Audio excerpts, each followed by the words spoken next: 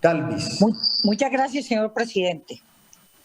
Presidente, para contribuir con el debate en torno a los recientes hechos acontecidos en días recientes pasados y que se originaron o que llenaron y rebosaron la copa de la ciudadanía con ocasión de la muerte del abogado Ordóñez. Desde días pasados hemos escuchado que la policía, entre comillas, que la policía se salió de las manos al Estado, que la policía no le reconoce autoridad civil a los mandatarios. Me refiero de los entes territoriales que formalmente, según la Constitución y la ley, son las primeras autoridades de policía frente al estamento. Yo pienso que estas frases, que la policía se salió de las manos, que la policía hoy no representa confianza para la ciudadanía, está ligada realmente al trasegar, al pasado, desde cuando la policía se constituyó en un órgano de profesionalidad. Y esto parte de su propio pasado. Mire, más o menos en el siglo XIX, en los años 1882, si no estoy mal, se crea la policía.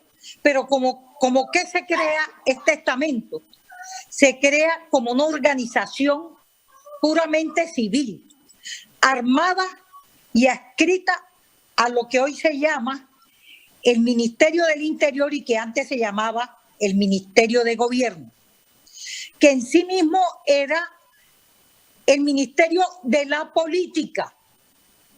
En ese entonces, la policía, como era civil, pero armada, iba sobre el balancín que representaban los triunfadores de los partidos que entonces se enfrentaban.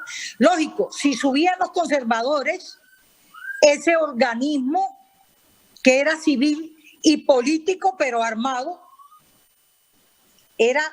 tenía características partidistas. Y eso que generó los famosos episodios que hemos vivido y escuchado y leídos en los libros sobre la violencia en Colombia. Se fueron constituyendo unos en guerrilla, otros en organismos paramilitares que facilitaban el propio estatus de la policía. ¿Eso qué hizo luego? Que para superar ese tipo de injerencias, que cuando quedaban los conservadores, esas armas estaban al servicio contra los liberales o viceversa, dio al traste que en el año 53, con la dictadura o gobierno del dictador Gustavo Rojas Pinilla, evidenciando esa problemática que generaba la matanza entre connacionales, decidió reestructurar la policía como un organismo vinculado a las Fuerzas Armadas, no a las fuerzas militares, sino que era un organismo civil armado, pero sin jefes políticos y sin política. Senadora Daira Galvis, por favor, continúe. Senadora Daira. Gracias, señor presidente. ¿Eso qué implicaba? Conllevar a la profesionalización de la policía.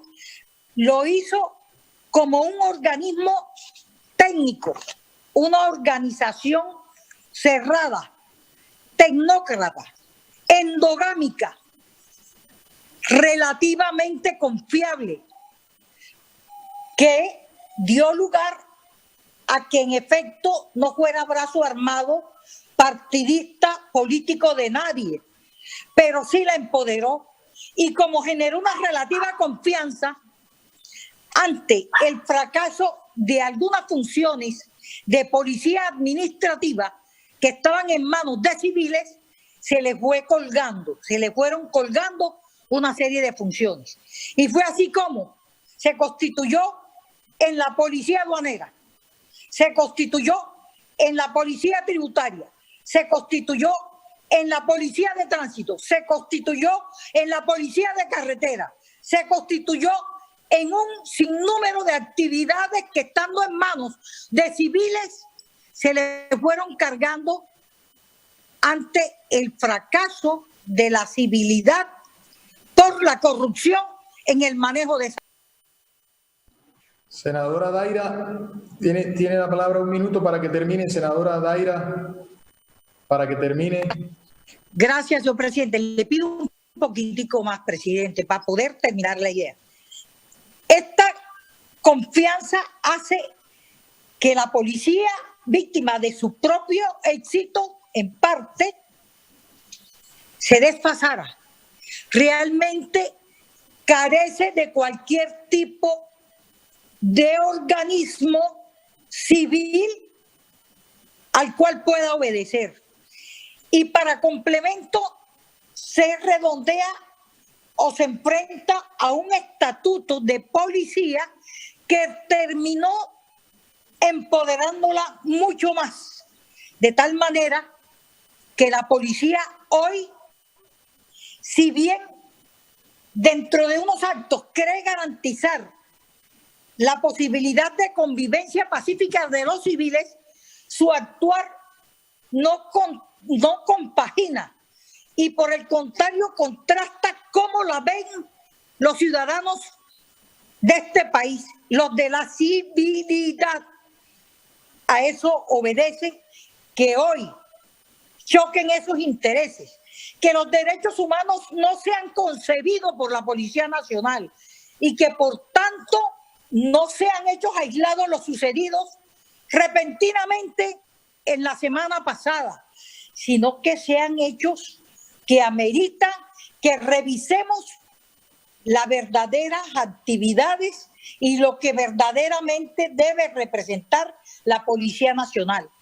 Como esto será materia de debate más profundo, estimo, señor presidente, que no podemos aislar ni sustraer los hechos recientemente pasados con esas colgarejas que le hemos colocado a ese organismo y que necesariamente necesitamos replantear, porque la posibilidad de que la ciudadanía retome su propio norte, su propia organización, eso es una necesidad que estamos obligados en el Congreso a replantearle. Gracias, señor presidente.